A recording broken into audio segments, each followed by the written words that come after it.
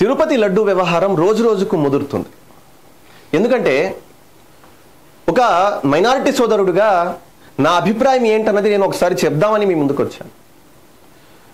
ప్రస్తుతం చంద్రబాబు నాయుడు గారికి సంబంధించి వైఎస్ఆర్సీపీ వాళ్ళు చేసే దుష్ప్రచారాన్ని ముందుగా మీకు నేను తెలుపుతాను. ఏంటంటే చంద్రబాబు నాయుడు గారు ఏ కోణంలో చెప్పారు, వైఎస్ఆర్సీపీకి చెందిన వాళ్ళు ఏ కోణంతో దాన్ని దుష్ప్రచారం చేస్తున్నారన్నది ఒకసారి మీకు నేను క్లియర్గా ఒకసారి చెప్దామనుకుంటున్నాను. దానికి సంబంధించి ఒక వీడియోను మీ ముందు నేను ఇప్పుడు ప్లే చేస్తాను.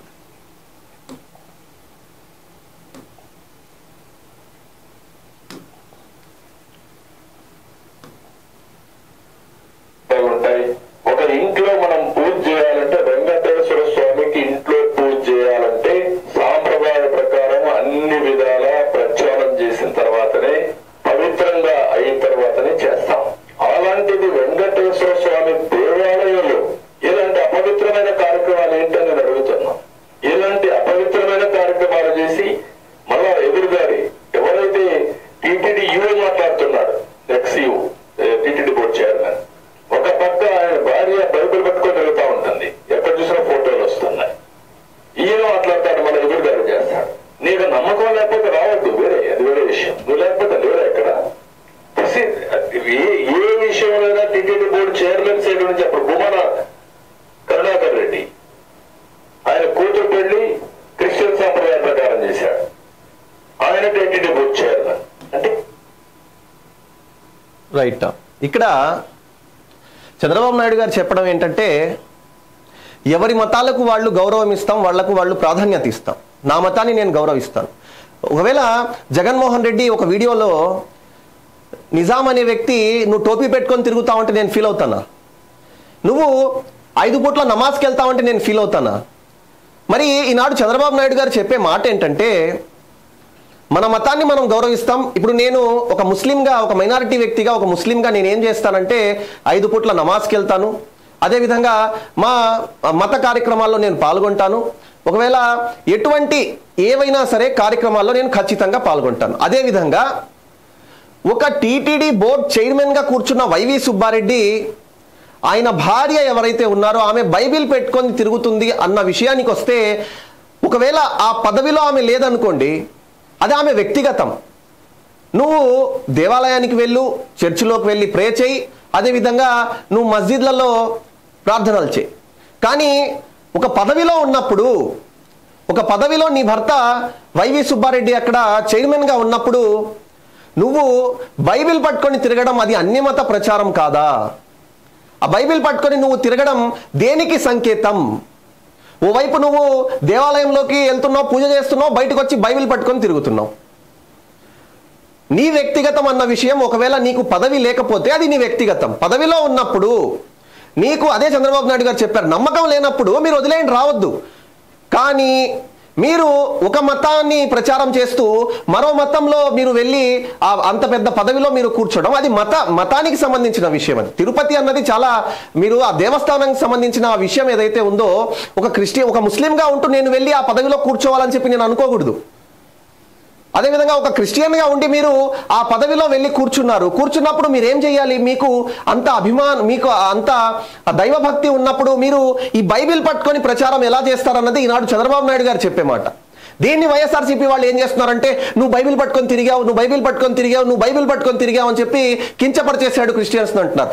నన్ను జగన్మోహన్ రెడ్డి నువ్వు టోపీ పెట్టుకొని తిరిగావు అంటే నేను ఫీల్ అవుతానా? నువ్వు నమాజ్కి వెళ్తున్నావు, 5 పూట్ల నమాజ్కి వెళ్తావు, నువ్వు ఇలా చేస్తావు అంటే నేను ఫీల్ అవుతాను? అవ్వను. నేను ఎందుకు ఫీల్ అవుతాను? నా మతం అది, నేను చేస్తున్న పని ఆయన చెప్తున్నాడు, తప్పేముంది? ఇది కాన్సెప్ట్. మరి చంద్రబాబు నాయుడు గారిని ఈరోజు వాళ్ళకి ఏదో ఒక పాయింట్ అండి, దీన్ని రాజకీయం ఎలా చేయాలి? వాళ్ళు చేసిన తప్పుకు ప్రాయశ్చిత్తం లేదు. ప్రాయశ్చిత్తం లేకపోగా వాళ్ళు ఏం చేస్తున్నారంటే ఎదురుదాడి చేస్తున్నారు. వాళ్ళు ఎదురుదాడి చేస్తూ ఏం చేస్తున్నారంటే ఇవే మాటలను తెర మీదకు తీసుకొస్తున్నారు. కప్పిపుచ్చుకునేందుకు 100 అబద్ధాలు చెప్తున్నారు వాళ్ళు.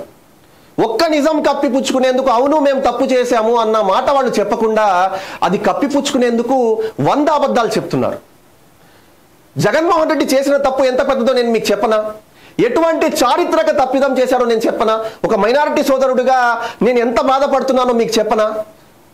ఎంత కుమిలిపోతున్నానో, జగన్మోహన్ రెడ్డి చేసిన తప్పుకు ఎంత నేను కుమిలిపోతున్నానో చెప్పను. అలాంటి ఎంతో మంది మైనారిటీ సోదరులు కానీ మనలాంటి మనుషులేగా హిందూ సోదరులు కూడా.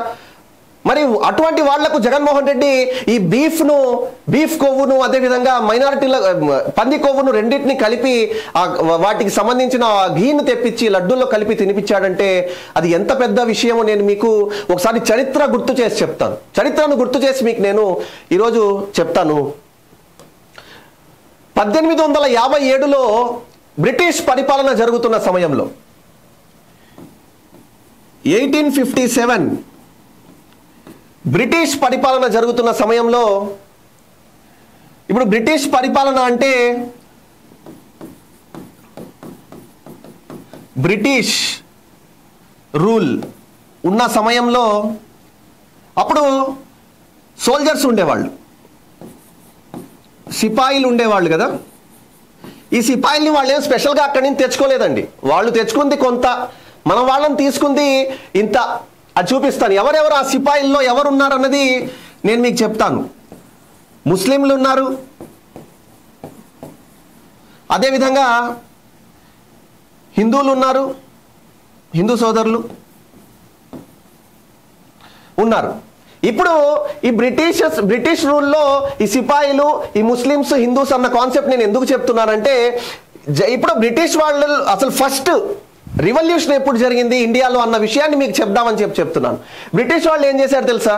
వీళ్ళు క్యాటిలేజెస్ ఏదైతే గుండ్లు ఉంటాయో, బుల్లెట్స్ ఉంటాయో, ఆ బుల్లెట్స్లో బ్రిటిష్ వాళ్ళు ఆనాడు పంది కొవ్వును అదేవిధంగా ఏదైతే ఆవు కొవ్వును ఈ రెండింటిని కలిపి ఆ బుల్లెట్స్ను తయారు చేశారు. ఎప్పుడైతే ఆ బుల్లెట్స్ను తయారు చేశారో ఇక్కడ ఎవరైతే ముస్లిమ్స్ మరియు హిందూస్ అప్పటి సిపాయిలు ఉన్నారో వీళ్ళల్లో తిరుగుబాటు మొదలైంది, వ్యతిరేకత మొదలైంది. ఎందుకంటే హిందూ సోదరులు మనకు ఆవును ఏ విధంగా పూజిస్తారో మనకు తెలుసు. ఆవు మాంసాన్ని తినడానికి ఇష్టపడరండి, స్మూత్గా చెప్తే. మన హిందూ సోదరులు, మన మైనారిటీస్ హిందూస్ పంది మాంసాన్ని అస్సలు టచ్ చేయండి. ఆ మాటను కూడా వాళ్ళు ఇష్టపడరు. పంది మాంసం అసలు ఆ మాటను కూడా వాళ్ళు ఇష్టపడరు. మరి ఈ రెండింటికి సంబంధించిన కొవ్వును ఎప్పుడైతే బ్రిటిష్ వాళ్ళు కొవ్వు ఏదేది పంది మరియు ఆవు, ఈ కొవ్వును ఎప్పుడైతే వీళ్ళు బ్రిటిష్ వాళ్ళు ఇందులో వాడారో అప్పుడు మొదలైందండి. ఏం మొదలైంది తెలుసా? సిపాయి మ్యూటినిటీ రివల్యూషన్ మొదలైంది. సిపాయి మ్యూటినిటీ రివల్యూషన్. దీన్ని ఏమని చెప్తారు తెలుసా? The first war of independence అంటారు. The first war of independence అంటే దేశంలోనే మొట్టమొదటి స్వాతంత్ర తిరుగుబాటు ఉద్యమం ఇది. ఎప్పుడు మొదలైంది, ఎందుకు మొదలైందంటే 1857లో ఆ బ్రిటిష్ వాళ్ళు ఏవైతే పంది కొవ్వును అదేవిధంగా ఆవు కొవ్వుతో తయారు చేసిన గుండ్లు ఉపయోగించారో ఈ రెండింటిని తినడం పక్కన పెట్టండి, ఓన్లీ బుల్లెట్స్లో ఉపయోగించారనే వాళ్ళ కడుపు మండిపోయి వాళ్ళు ఉద్యమం స్టార్ట్ చేసేసారు.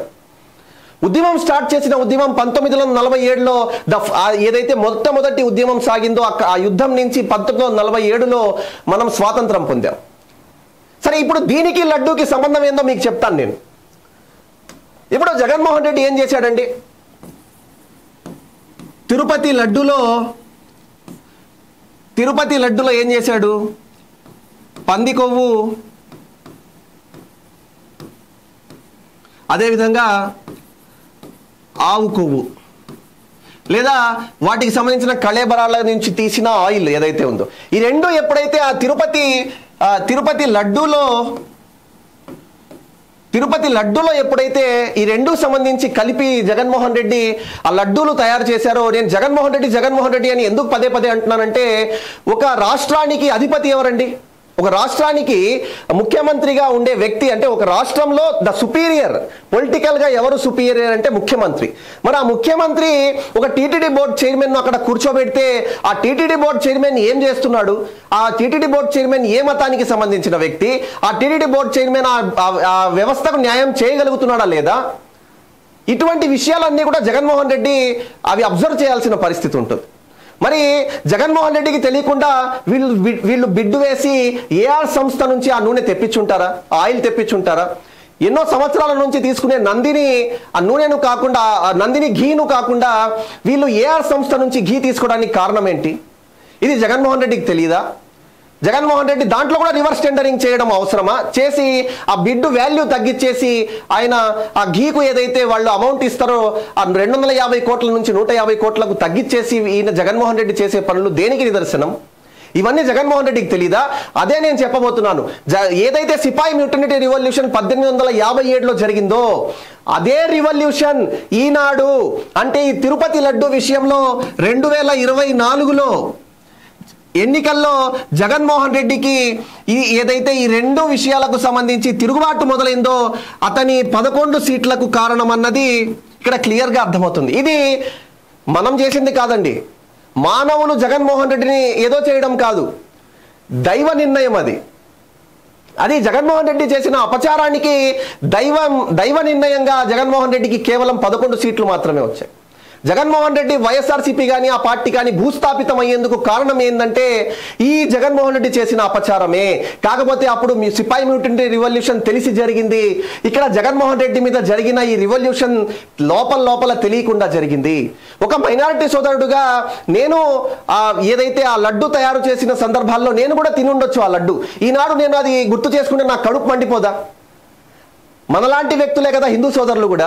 వాళ్ళలో ఎంతో మంది హిందూ సోదరులు ఎవరైతే ఆ లడ్డూస్ తిన్నారో వాళ్లకు కూడా కడుపు మండిపోదా? మరి ఇది ఓన్లీ స్టేట్ ఇష్యూవా? కాదు కదా, ఇది నేషనల్ ఇష్యూ. ఇది మరి ఇంతమంది ఆ లడ్డు వ్యవహారం ఎవరెవరైతే తిన్నారో వాళ్ళందరి కడుపు కూడా ఈనాడు రగిలిపోయే పరిస్థితి. మరి జగన్మోహన్ రెడ్డి ఇటువంటి పని చేసి ఆయన మళ్ళీ దాన్ని కప్పిపుచ్చుకునేందుకు 100 అబద్ధాలు చెప్పే ప్రయత్నం ఏదైతే చేస్తున్నాడో ఇది పూర్తిగా రాజకీయ దురుద్దేశంతో చేసే దాడి అని చెప్పి కూడా మనకు అర్థమవుతుంది. కాబట్టి ఇక్కడ సిపాయి మ్యూటనిటీ రివల్యూషన్ చారిత్రకమైనది. మళ్ళీ జగన్మోహన్ రెడ్డి అంతే పెద్ద చారిత్రక తప్పిదం చేశారన్నది ఇక్కడ మనకు అర్థమవుతుంది. జగన్మోహన్ రెడ్డి లాంటి వ్యక్తులకు ఇక రాబోయే రోజుల్లో కూడా అధికారం దక్కదన్నది ఇక్కడ మనకు క్లియర్గా అర్థమవుతుంది. కాబట్టి ఇక్కడైనా జగన్మోహన్ రెడ్డి ప్రాయశ్చిత్తం చేసుకోకపోగా ఇటువంటి దాడులకు దిగడం ఏ మేరకు ఇది నిదర్శనం? అంటే ఏ మేరకు పబ్లిక్లోకి, అంటే ఎటువంటి సందేశం వెళ్తుందో జగన్మోహన్ రెడ్డి అర్థం చేసుకోవాల్సిన పరిస్థితి. దీని మీద గట్టిగా ఎంక్వైరీలు జరగాలి. ఎవరెవరైతే ఇందులో బాధ్యులో వాళ్ళందరికీ శిక్ష పడాలి. ఒక మైనారిటీ సోదరుడుగా నేను అదే కోరుకుంటున్నాను.